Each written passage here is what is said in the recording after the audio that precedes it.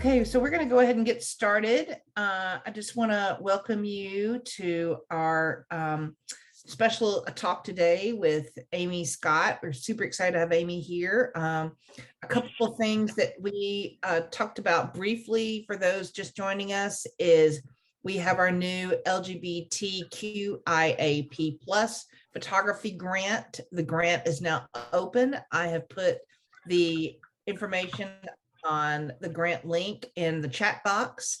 Submissions are due July 20th, and we would love to see some of you apply for this $3,000 grant. Also, the APA awards are going on right now, and you can use the code diversity20 for $20 off for your entry or to join APA.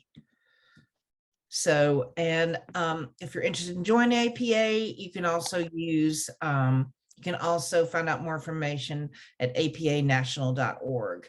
I'm Jennifer Hefner. I am the director of APA DC, and I am super excited to have Amy joining us today. And we're just going to go ahead and get started. She's going to go ahead and give her own introduction, and we're just going to get going. So, and I just want to make sure everybody mutes their mics, please. Thank you. Okay, let's get going. Amy, all right, take it away. Awesome. And if anyone has any questions, just go ahead and put them in the chat box, and we're going to answer those at the end. Well, thank you so much, Jennifer, and thank you so much to APA for hosting this. I'm really excited to be here with you all today. And let's just see if you want to go to the next page. So a little bit about me. My name is Amy Scott. I identify as genderqueer, so I use they, them pronouns. I currently split my time between Houston, Texas and Minneapolis, Minnesota. Fun fact about me, I've lived in 8 states and 24 cities, so I can't seem to stop moving, but working on that one. I do food, lifestyle, and agricultural commercial photography. And I'm also the co-founder of Queer the Lens, an online community for LGBTQIA folks in photo and video industry. So I'll talk a little bit about my work first, and then I'll share about Queer the Lens. So a bit about me. I've been doing commercial photography for about 6 years now.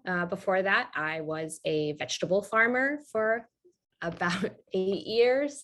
So not an immediately obvious transition for a lot of folks, including myself. But while I was farming, I started doing a little bit of photography for a friend who had a food business, and one thing led to another. And then one day I've decided I'm going to be pursuing it full time.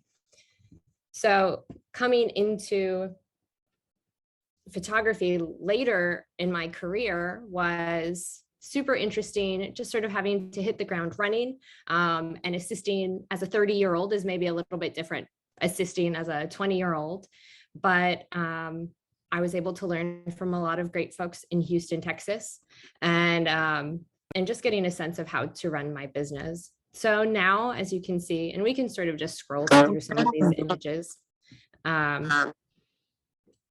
but the work that I do is very much based in my love of food and food stories. So that goes from lifestyle images like this of people just enjoying and being with food, to more agricultural images that we'll see in a little bit.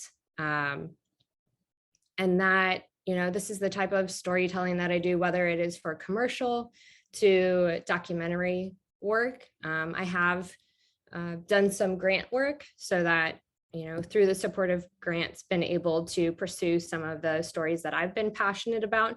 So it's nice to have that, additional angle to tell some of the work, the stories that I care about. And that has often, led to more commercial work for me once I've been able to share, my point of view and the types of stories I'm really excited about telling. So the work that you're seeing here is a variety of different types of things, from commercial to cookbooks and editorial work and some of my own test work. Testing has been a huge part of building my career because, again, having only been in it 6 years, I've really needed to, continue to prove myself, show what I can do, and build those relationships so that I can continue to grow and expand the types of work that I do. So it's really helped me be able to have something to walk in, have a meeting with somebody and show them exactly the type of work that I'm excited about. Some of this work that we're seeing here is from that grant that I mentioned. I called it The Hands That Feed Houston, and I spent about 5 days with 9 different farmers and 9 different types of farms to be able to give just a peek into the lives of the farm workers, as well as more personal images of them in their homes and them with their families, because one of my passions is just to be able to show the great diversity of the types of people and types of folks that do farm work. And yeah, we'll see. We've got a few more images. I'll see if there's anything else that I want us to share specifically about these. Another project that I did was all about New York State cider makers. And I can share the link to that later, but it was a 2-week project that I did, again, documentary style, where I went and spent time with 5 different cider makers who were farmers, as well as the folks that were creating the cider and creating that product, and being able to tell some of their stories.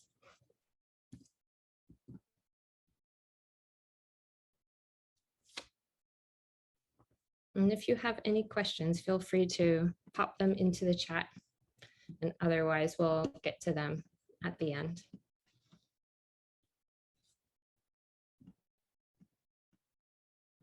So I have a studio here, well, in Houston, not where I am right now. So I do studio work as well as on location work.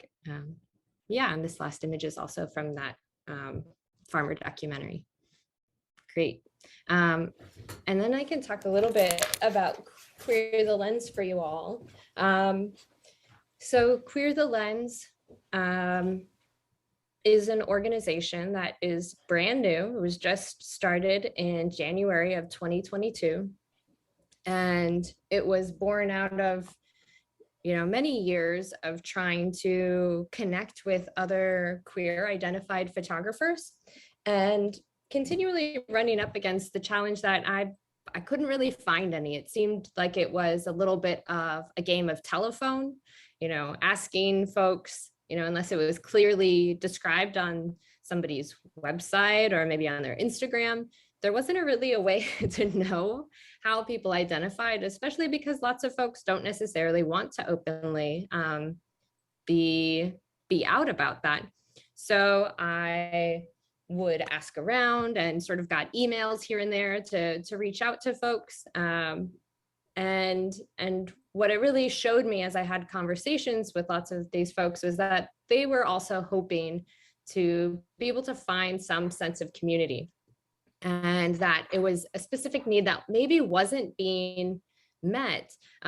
While there are so many incredible organizations, APA included, there are certain conversations that some folks wanted to have that were specifically about their experiences of being queer and in our industry. So it has been a great, just a huge opportunity for us to partner with APA over the course of the last 6 months to, have different events, to be able to have conversations and share about the work that we're doing, and really pointing back to APA about all the incredible things that they're offering in terms of resources to be able to build a business. And really, we're just a space to be able to have conversations about how our identities impact our day-to-day experiences.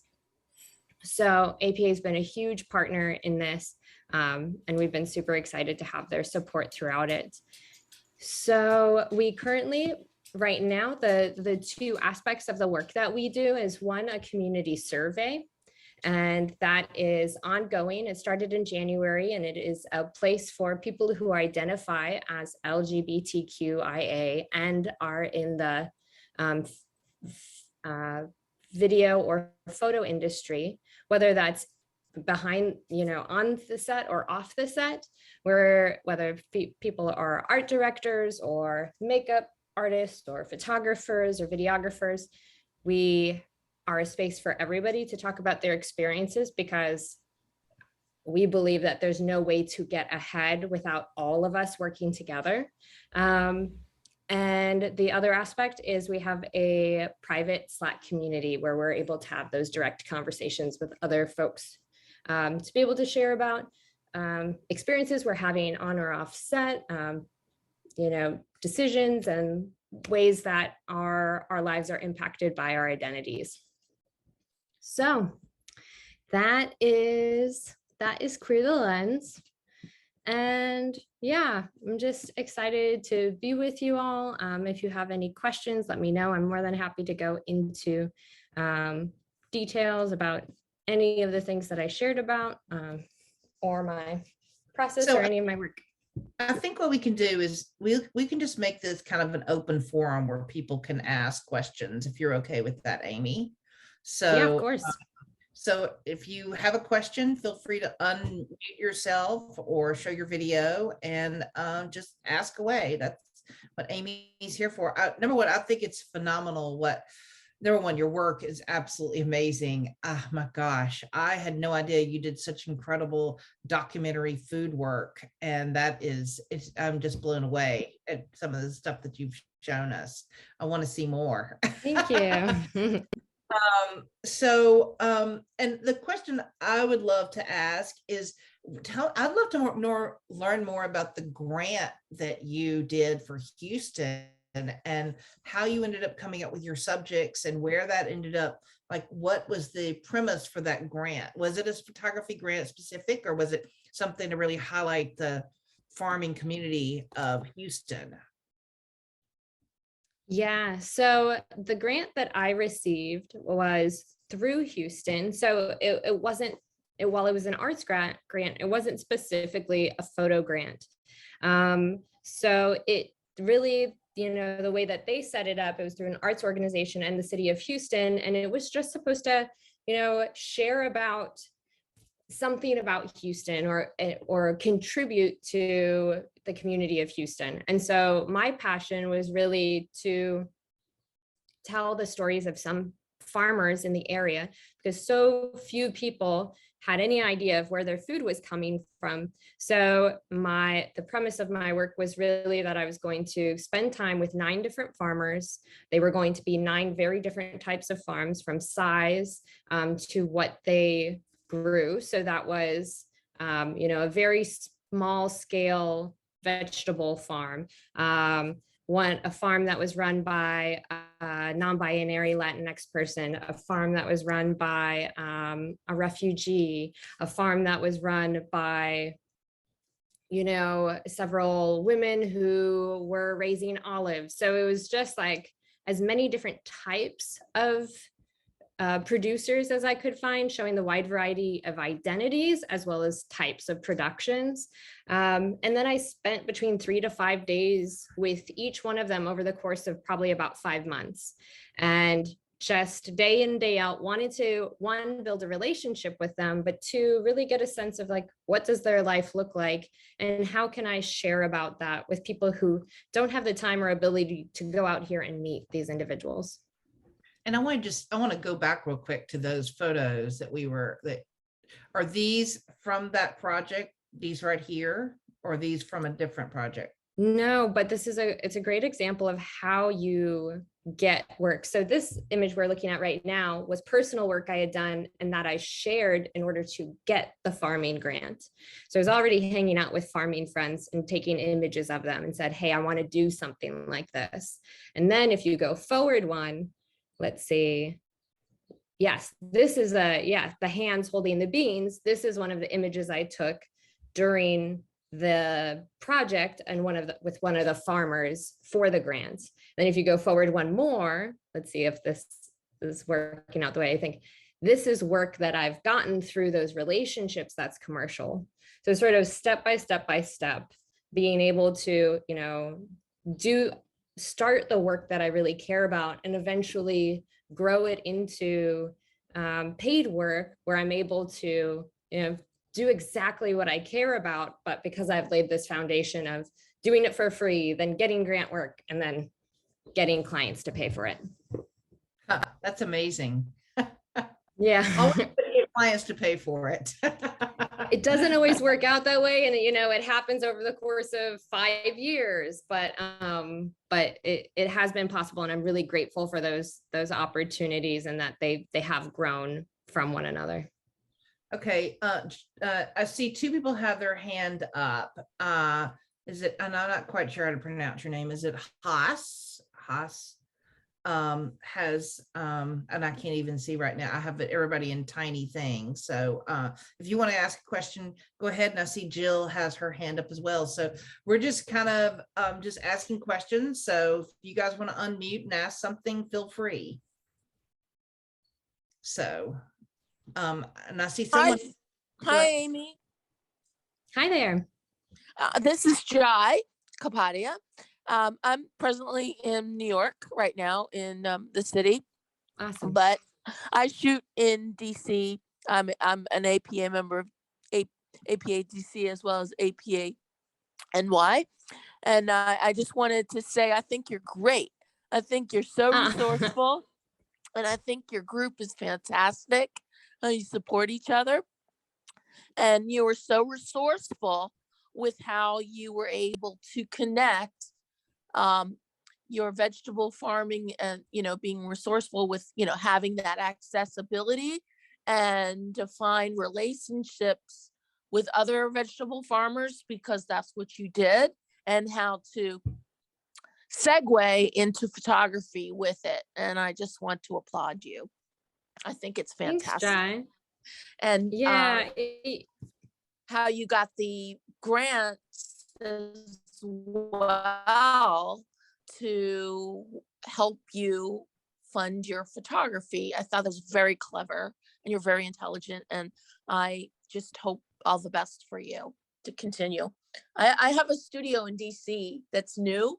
I moved it from New York, and it's got a full kitchen and all of these set areas and everything, and it's like flooded with soft light. So if you ever want to come over and check it out, if you're ever in the DC area. Are you in the DC area now? No, I'm not, but I'm going to keep you in mind. I love that. That is awesome. I'd love to check out your studio.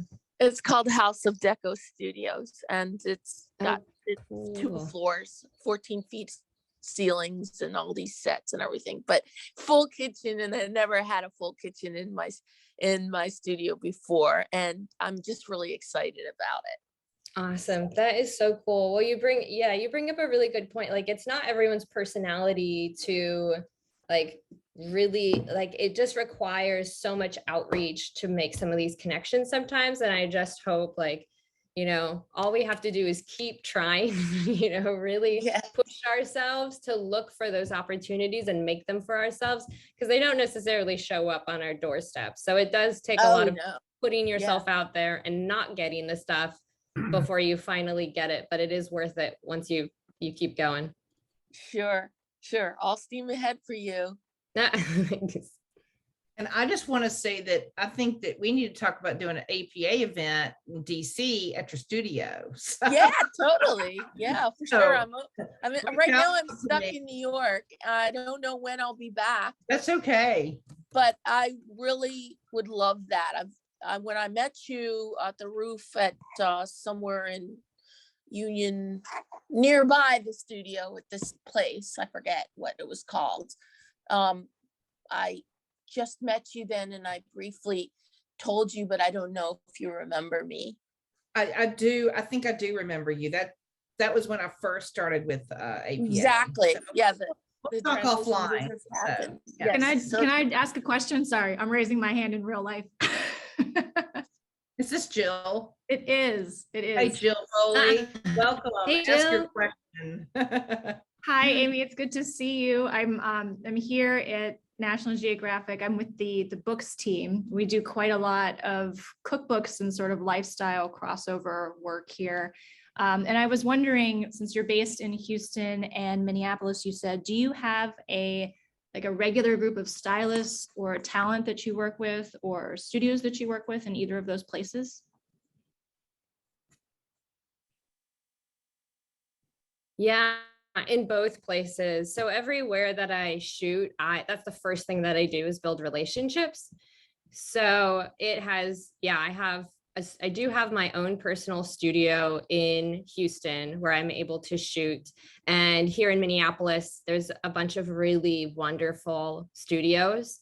And the first thing I do, and so whether that is in San Francisco or Chicago or Minneapolis or New York or Houston, like I have my stylists already, people who I've either worked with or someone's recommended to me. And then, yeah, just like all of that production support, you have to have, who are your assistants? Where are you going to rent things from? Where are the props? So yeah, it's been really wonderful. And then I just get to, I have this huge network of wonderful humans that when an opportunity comes up, I can just call on like, oh, I know exactly who's going to be just right for this. Thank you. Yeah. Okay, who else has questions? Feel free, like I said, to unmute your mic and just ask away. Hi, Amy. John Malavic here. Hey there. Hi. I'm in the East Bay, outside the Bay Area, not too far, about 30 miles outside of San Francisco. And I've started doing some winery work, but there is a lot of farming very close to me within an easy drive. And so my question for you is to start getting into that world, when other than your friends, kind of when you started calling farmers to say, hey, I'm a photographer, I'd love to come and shoot with you, what was their reception? Did they understand why you wanted to come and take pictures, or how they might use them?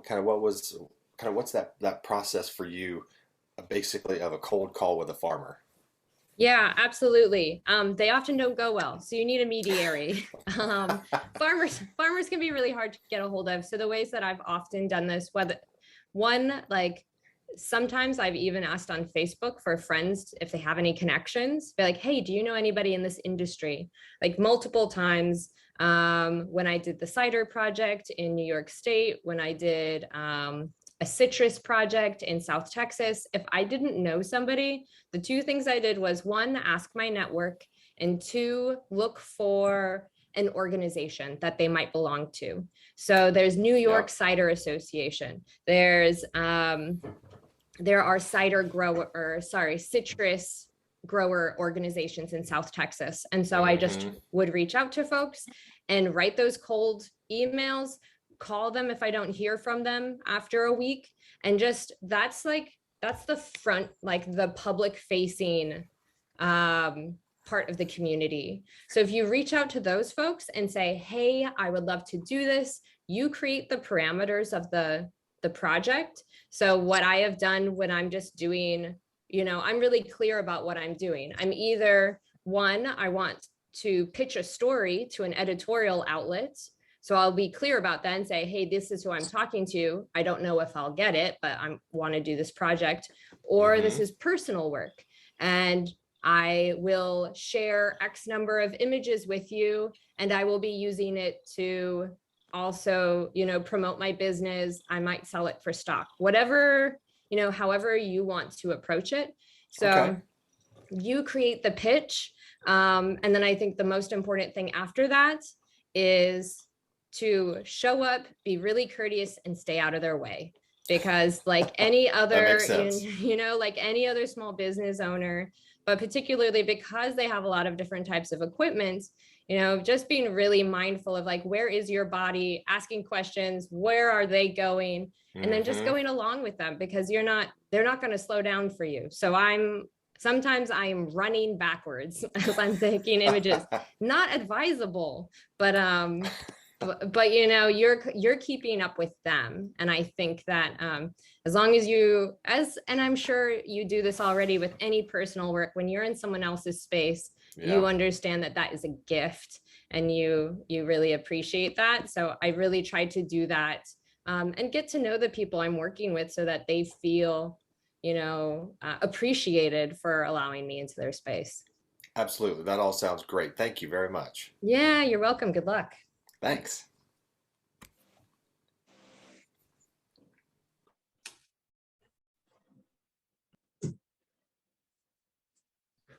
Okay, guys, who else has some questions? I know we're a curious lot here.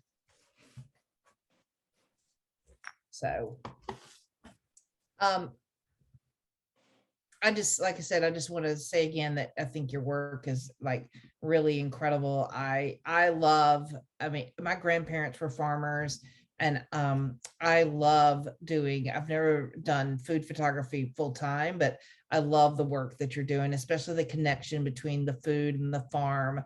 I think it's really incredible. Do you have, and what I really want to ask about are these really cool pictures that come up that look almost like stop motion. What's your creativity behind that? Like this one, I love this one here. Like, tell me about that, and what made you do that? Are you incorporating that into like your project work or your commercial work, or a little bit of both?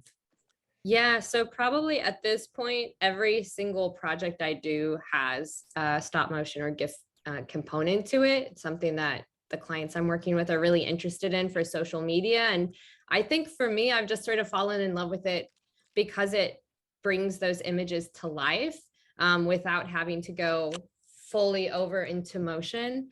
So that image in particular, that was, you know, usually I'm using, you know, a really steady tripod and all of these things. This was just me running around with the farmers.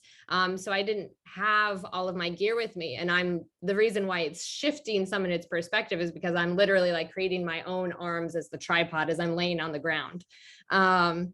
But it's just something that I love it as a storytelling technique. I think it really pulls people in, and I'm doing more and more of that, as well as starting to incorporate motion into my work.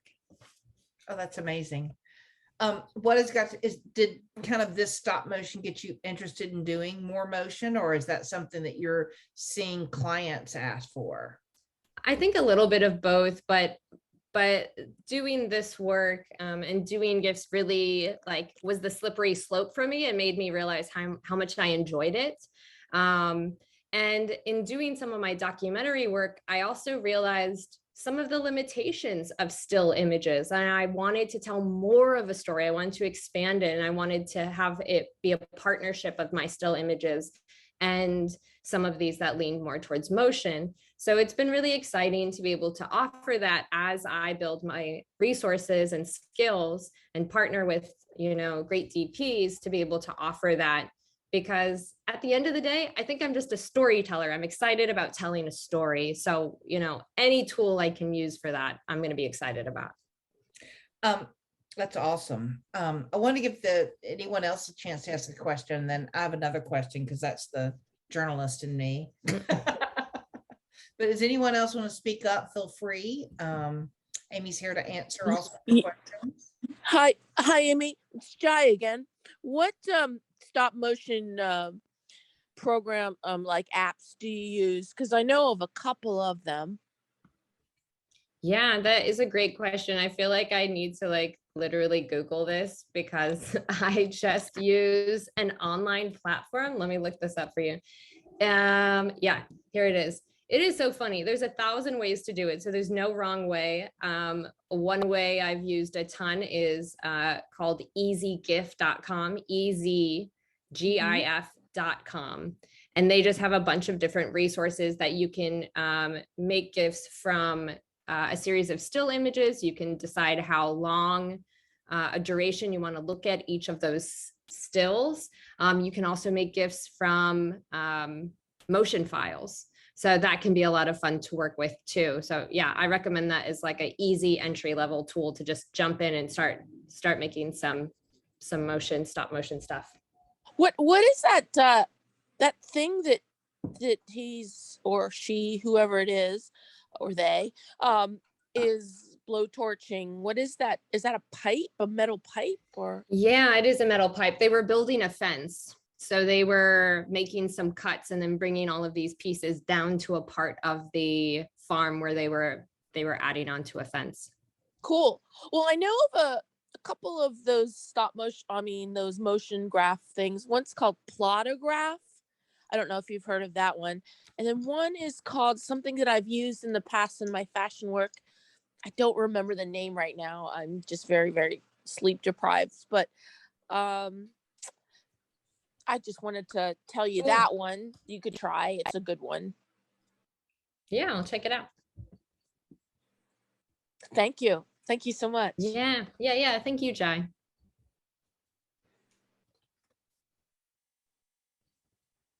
So thank you again. Thank you for asking a question. If anybody else has anything, like I said, feel free to speak up or put it in the chat if you don't want to talk.